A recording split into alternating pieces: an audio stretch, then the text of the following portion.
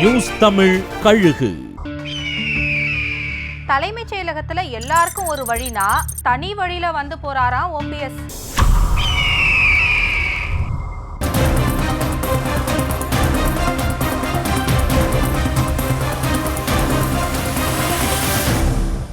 எதிர்க்கட்சி துணைத் தலைவர் இருக்கை விவகாரத்துல கோச்சிக்கிட்டு இனி சட்டமன்ற அவைக்குள்ள வரமாட்டேன்னு சபதம் எடுத்த ஓபிஎஸ் அதுக்கப்புறமா எந்த கூட்டத்தொடர்லையும் பங்கேற்கல.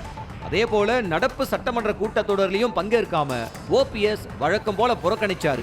ஆனா சட்டமன்ற வளாகத்துக்கு வந்து கையெழுத்து மட்டும் சில நாள் போட்டு போறாராம்.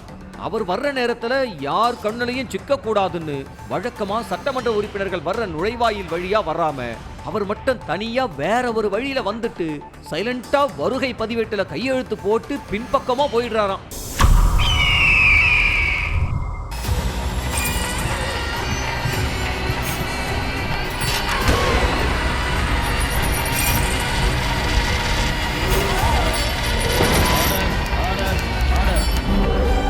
நிகழ்தகவு குற்றங்களின் மறுபரிமாணம்.